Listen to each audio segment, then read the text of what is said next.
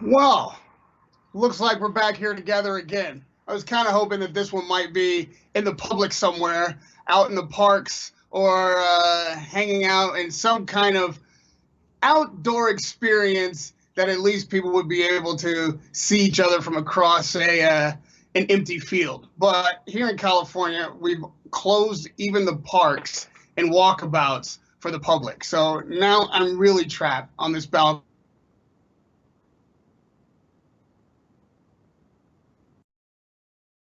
This week have gone by the wayside, to say the least.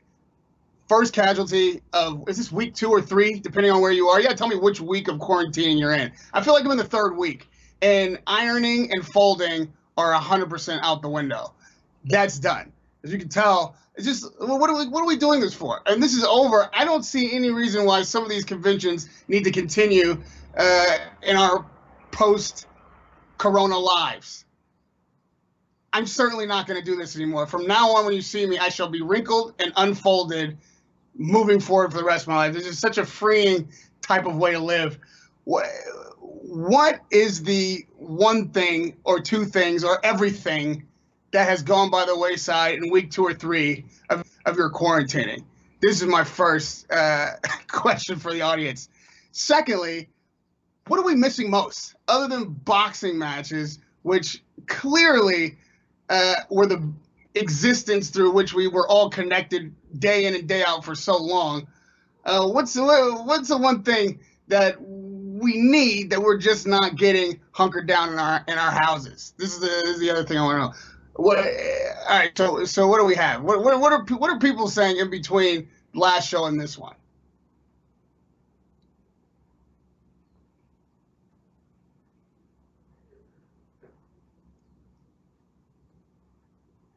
Third fight for Wilder and Fury. Third fight has been moved to October 3rd. Assuming that by October 3rd, everything is back to normal, everybody is back in their venues, we can all travel and whatnot again, that's got to be a huge gift to Wilder. I saw him on his social media today. I seen it, but I think it was like earlier last week. He's got some new dietary regimen. He's got an extreme training regimen that he's employing.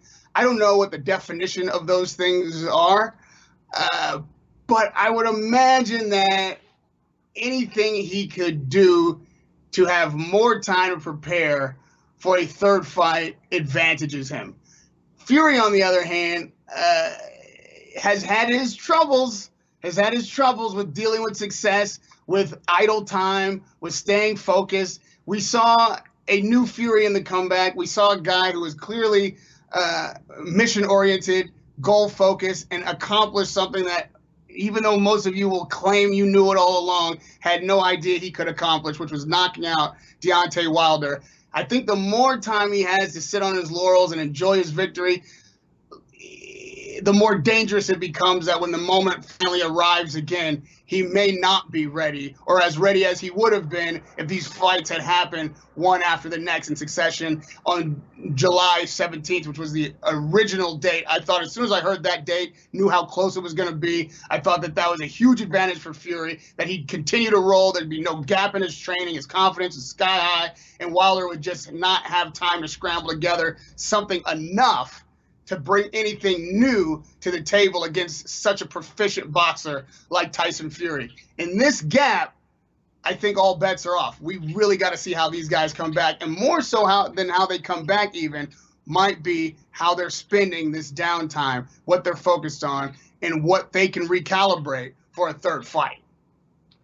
So we have a comment from Fiat. What are your thoughts on the Federal Reserve attempting to crash the dollar? From Fiat? Yes. I don't know what the fuck you're talking about. Neither do you. The Federal Reserve trying to crash. I don't have enough dollars in the Federal Reserve to worry if it crashes. As long as the piggy bank under my bed hasn't been set afire, or the jewels I've got hidden somewhere in the yard, buried 7 feet deep, have not been dug up, I'm going to be fine. I'm going to be fine. Whether the Federal Reserve trying to crash the dollar, I'm more worried about American Airlines trying to not crash the plane.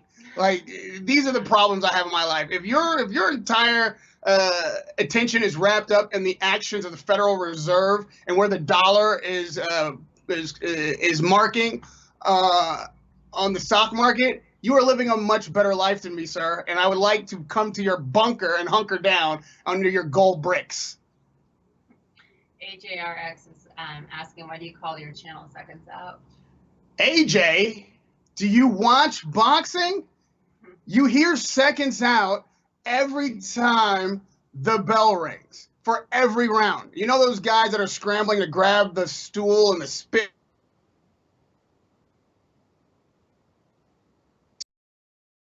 on the following round? Before they do that, you hear the referee scream, "Seconds out." That is something that you will hear at every boxing match from the beginning until the end of time. So Seconds Out refers to that. Everybody's scrambling out of the way so I can get my business done. All right, go ahead. I know Frederick Young just says, what's up, Rahim? Met you in Vegas at the Wilder Ortiz 2 fight. Hope you're doing great. I'm not doing great. I'm doing miserable. I want to meet you again at another fight and not remember that either. These are the kind of things that are missing from my life. Shaking people's hands, taking selfies, saying what's up, people saying, hey, do you remember me from this fight? Me saying I do, me not actually remembering them, then them doing it again at the next fight, then me actually remembering them, and then we become real friends. This is how my life works. Right now, my best friend is a squirrel, and that squirrel is being chased off the patio by the cat. This is what has happened to my life since 3 weeks of quarantining. So, yeah, AJ, as soon as this is over, make sure that you are at whatever fight I'm covering and remind me of this moment. I promise I'll remember this time. Andrew Lynch is asking, when do you think we'll see boxing back? I think if everybody just turned on their webcam, I'm sorry, who has the question? Andrew Lynch. Andrew Lynch. I think if everybody just turned on their webcams and FaceTimes, boxing would return overnight. I think people are getting beat up at home. This is where the real fights are happening. All I need to see is your webcams on. Just turn them on and forget about it. That's where the fights are happening. That's where the action is. I'm trying to be the guy that reports on that. I want to talk to you and your brother when you finish knocking each other's teeth out. When boxing in the ring returns, man, everybody's setting new dates, but they have no idea when those dates will actually be able to be fulfilled. Nobody knows. Stay home, right? Don't go out and spread the virus. And the sooner people decide that they're going to adhere to the advisories of their medical, their state medical government or whatever, whoever is telling you these things, as long as you're not listening to our president, you can probably listen to yours, and whatever medical establishment is a part of your government and your country, listen to them. They're all saying the same thing. Stay home, stay 6 feet away, don't travel unnecessarily, do common sense things that we're all doing, and we can probably all get back to boxing a lot faster. But until then, don't make me miss out on you killing each other at home. Also, by the way, if you're going to be doing it on FaceTime, don't be a dick. Turn the camera this way so that I can get the full screen of the fight. I hate these straight up and down fight cameras. We miss 3/4 of the action. Come on, guys. Go to your World Star, figure out how to film a fight in your house, and send them to me. So this is an interesting question. Tony Johnson asks, Rahim, do you believe the fighters of today are better than fighters of the past, and does evolution play a part? Are fighters today better than fighters of the past? Fighters are the same in every era because of being a fighter is something that comes from inside you. It's nothing to do with the surroundings in which you happen to exist.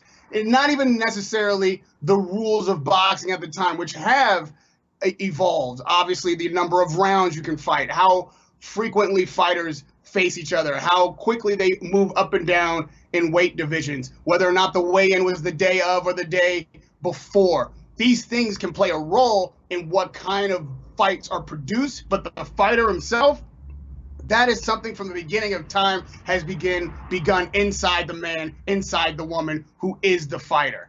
The best way to consider an era is the competition level at the era. Some guys will have come up in an era where the competition wasn't challenging enough to get the best out of them, and we may never have seen the potential that they had to become the greatest fighter they could have been.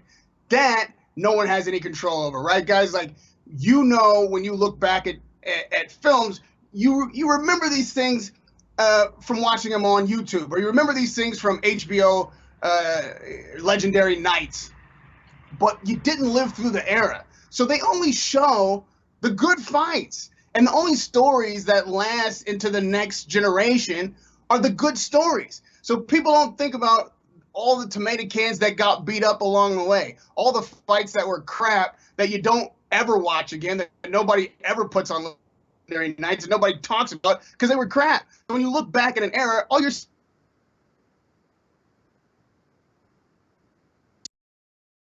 you'll think it was good. But only the people who are here watching now know how terrible it is to be trapped on a balcony with me. That's the difference between the last era in which you didn't live and the current era in which you did. The earliest writings of man reference the good old days. Okay, so Mustafa Rocks, who was on the show, by the way, last week too, what's your opinion on different skills forms of martial arts like judo, bare knuckles boxing, taekwondo, or even MMA in general as compared to boxing? Listen, I am a huge Bruce Lee guy. I was a Bruce Lee guy from a child. I took judo. I took jiu-jitsu. I took aikido. I took taekwondo. What I took for the most time of my life as a young man was Jeet Kune Do, which those of you who are into martial arts will know is a discipline designed by Bruce Lee, which is a combination of all disciplines, and to be like water, to be formless. I respect, as much as I do boxing, the discipline of martial arts. I'm not a huge UFC guy. If there's happens to be a week when I'm not at a fight, covering a fight, and there's a huge UFC fight on, and I can get to the bar while there's still a seat, I will get hammered with the rest of you and shout at the TV and enjoy myself, and it's a good time, and then I walk out of the bar and forget everything I just saw. It's fast food for me. But one thing I have to admit, as big a martial arts guy as I am, and as much as those in particular disciplines I think are good for the spirit and absolutely awesome for your physical fitness, UFC has exposed that the karate guy just isn't good enough in the street fight to dominate consistently on any level. That's real. Like, there are so many benefits to martial arts. One of them is not being able to whoop anybody's ass as you walk down the streets, as so many kung fu movies would have had us believe as children. Boxing isn't good enough either. Nothing as a single discipline is good enough to beat everybody all the time in a random circumstance. Boxing is a sport. And what I love about it is the finite nature of the tools that we have to operate with when facing each other. UFC, or I should say MMA, is the opposite. You have everything at your disposal, and it's a combination of what can be used at what time to counter what, and you got to respect that. And listen, those guys are incredible athletes, and it's an incredibly dangerous sport, and it's something that I have no mastership of whatsoever, so I can't do it, and I can respect the guys who do. But what I love about boxing is the opposite of what MMA offers. I like the fact that your only weapons are your left and your right, and everybody's got a left and a right in boxing. At the elite level, your only defense is also your left and your right and your feet. And what you can do with those combination of things, with those finite weapons, and how you can use your body and your timing and your speed and your footwork and your defense while also pursuing offense, the combination of what you're doing to counter the other guy with so few weapons at your disposal and so few ways to defend yourself at the same time, that's the sweet science. And that is what addicts me to the sport. And every time two guys get in the ring, even if they've been in the ring twice, even 3 times before, like Pacquiao, Marquez, it's still a fascinating combination of science, ability, and fate. I don't think any other sport can claim quite that level of science with that minimal amount of room for error. It is a sport of milliseconds and not even inches, but like the hairs on the tip of your nose can be the difference between a knockout and a wonderful, wonderful night of boxing. Brian MCM is asking, can you give a shout out from Brian from England in Manchester?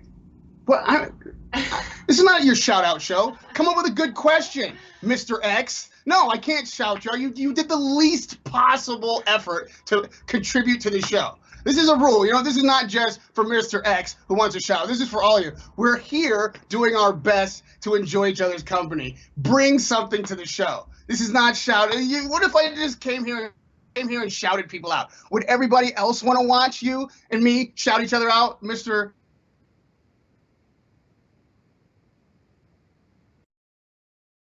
So then you can get a natural shout out. You can at least work as hard as everybody else who's been a part of the show. You know what I mean? This is the kind of thing I'm talking about.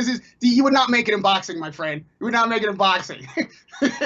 Bring all of your skill sets to the table, and then you can win.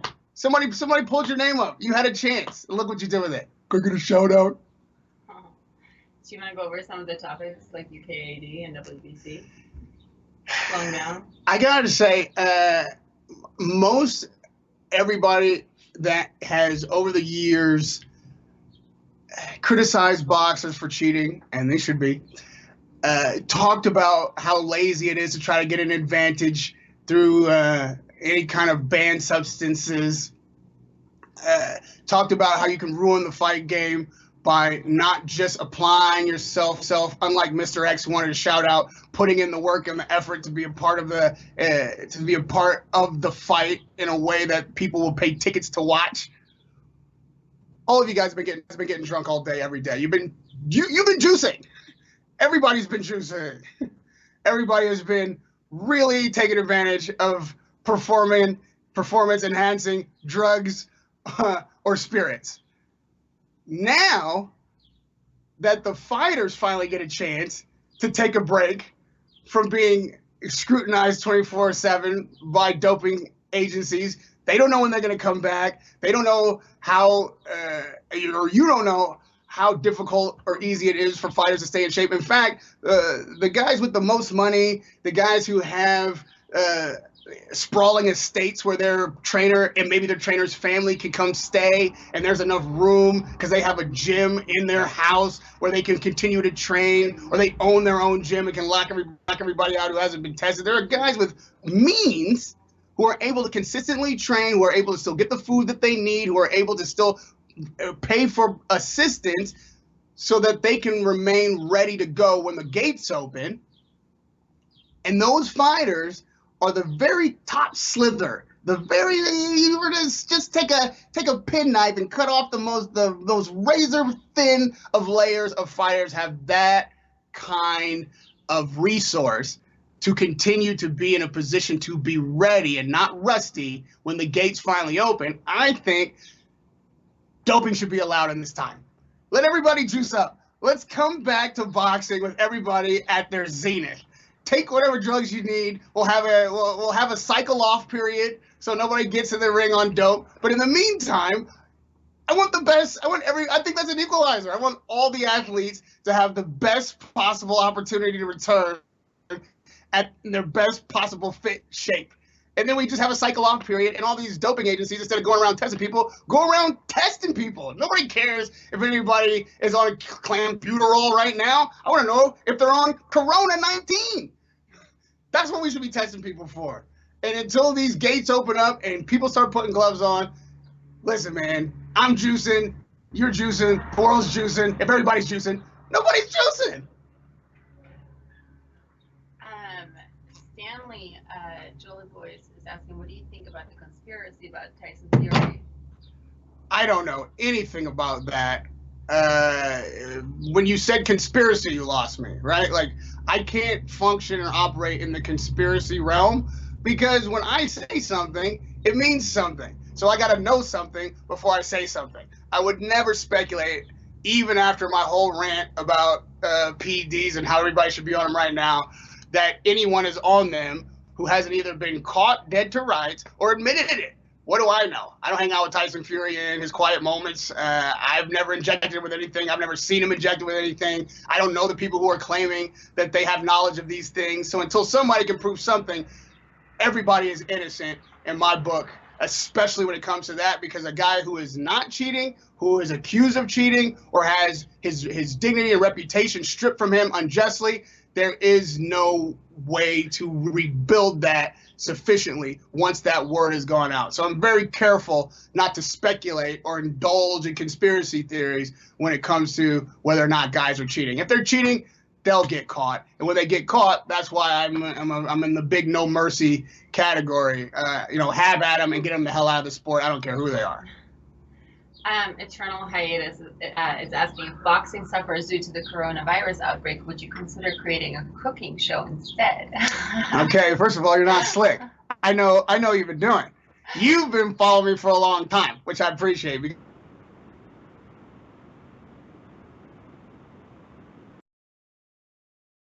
I'm a phenomenal cook. You know what it is? I mean, right now I'm just cooking up beefs and cooking up content. But if necessary, I will, for the sustenance of our great nation abroad. And I say our great nation because, to me, I live on a planet with no borders. So it's one nation, one world, one people, and I will cook for us all.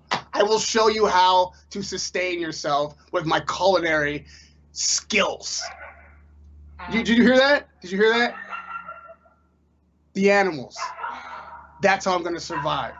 They heard me talk about my culinary skills and couldn't hold back their excitement. And people who have seen me cooking on Instagram know what that dog is so excited about. I could save the great nation. I could save the world. I'll wait till it's dire though. I'll wait till it's dire. But yes, I will cook for us all. So Chupacabra is saying coronavirus will bring back underground boxing. Your thoughts on that? Yo, Chupacabra, I've already told you, underground boxing is above ground now. It's locked behind the closed doors of these apartment buildings and secluded homes. I am certain that people are getting their fisticuffs on with their loved ones. I want to see those fights. These knuckleheads like putting up ropes in their backyard and tying them around trees and all of that. That's no fun. That's no fun. I want to see brother against brother. I want to see real grudge matches. I want to see two guys who don't want the world to end before they get a chance to punch each other in the mouth. That's the kind of underground, overground, inside the house, on webcam boxing I am trolling for. If you have those videos, don't be shy.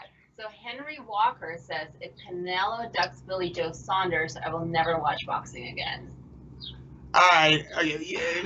First of all, settle down, because I'm going to keep covering boxing, and there's no reason to punish me for what you think Canelo is doing. I would have to give Canelo and every fighter a little bit of room, though. You got to give them a little bit of room, because we don't know how long this is going to last. And it hasn't even lasted that long, and we've already lost 2 months of scheduled boxing. So just like you, I'm sure, he goes to work for money. He goes to work because he is motivated by accomplishment. And Billy Joe Saunders' fight was done, as far as I know. I don't think you can call Canelo a duck now, because that fight was going to happen.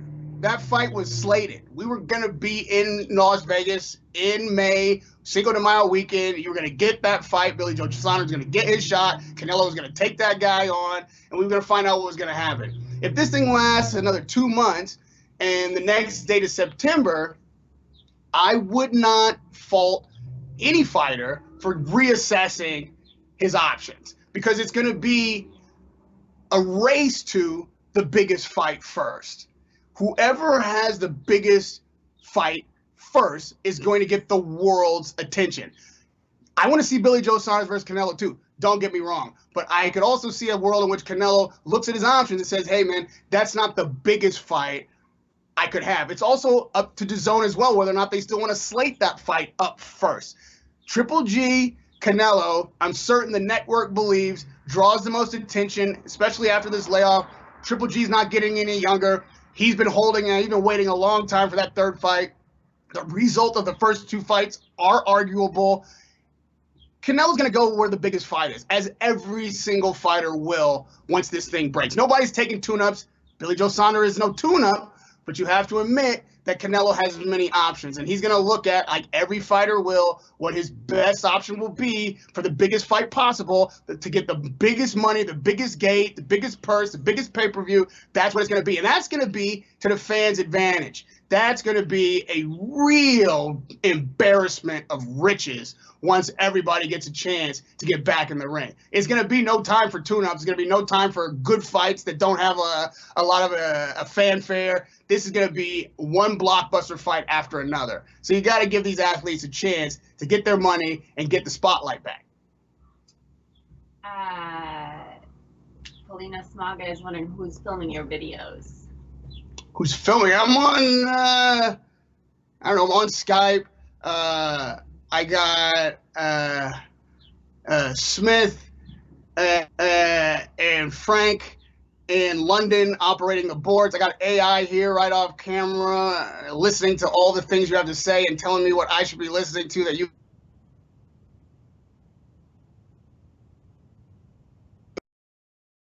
Some of my recipes so she can cook them up, and so she keeps me fed. I got the squirrel scampering about. We got a team.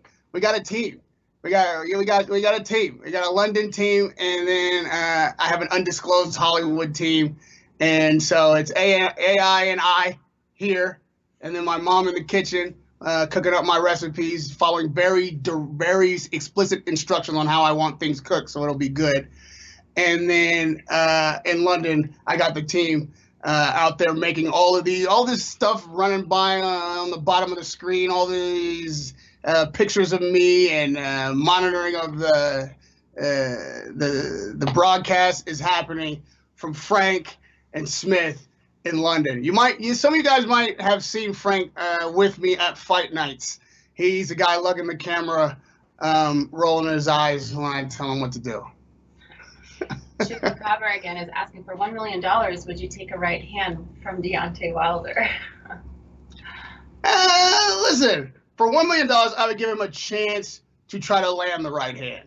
I'm not going to take a punch from anybody, but I'd let him set up and fire. I'm pretty sure I could slip at least one of those.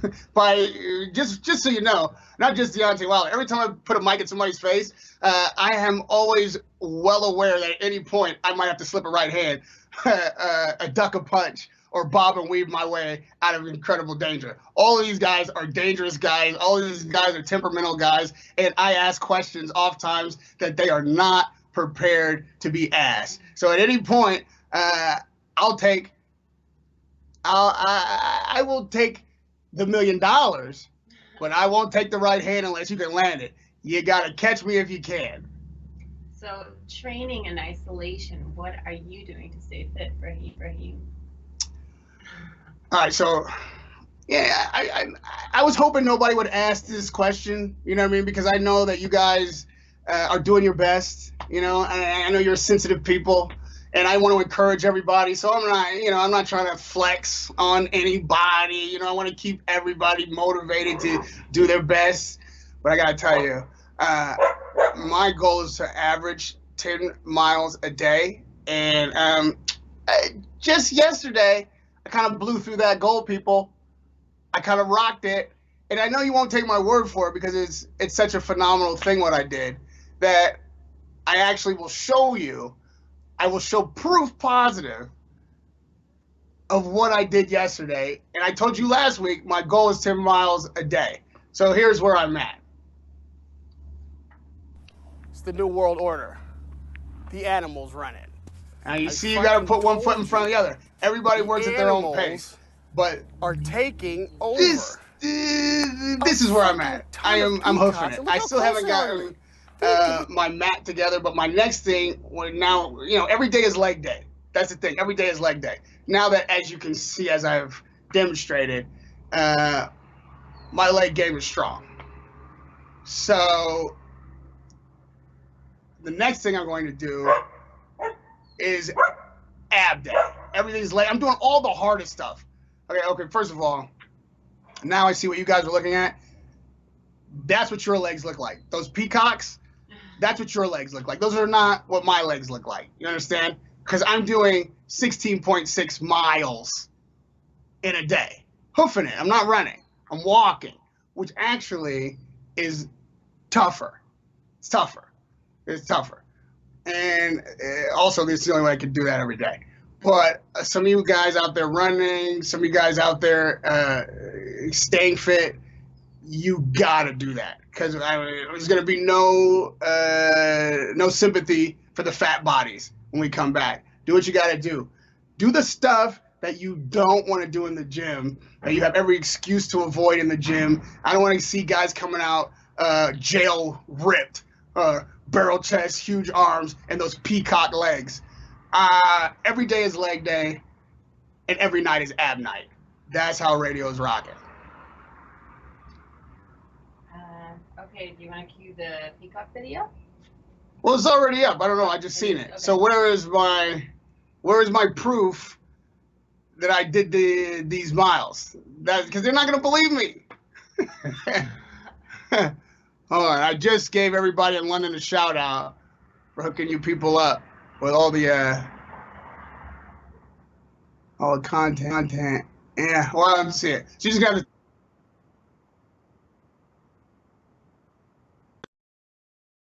Making sure that there's a lot of ice in my drink so that I can stay hydrated. These are my fitness goals. All right, one more. What about the UFC 249 Dana White? What's your take on that? Oh yeah, I was hearing that the UFC was trying to put on an event in Russia in the middle of the quarantine, and I can't front. I was a bit jealous. Like if they pulled that off, I was gonna be upset because if they could do it, we could do it. And if they had a fight with no audience, which wouldn't be ideal, but a press corps, I would get on a plane, I would get on a train, I would ride a horse to a fight right now if I could get in one. But much like all of us boxing promoters who have been trying to put up fights, government shut them down. Russia's not having that. They're not having a fight any more than we're having a fight. So I've got to remind you all that the only fights we can have are the fights we're willing to be in. Turn on your webcams. Show me what you got. Okay, so there's a tech error on image. Good.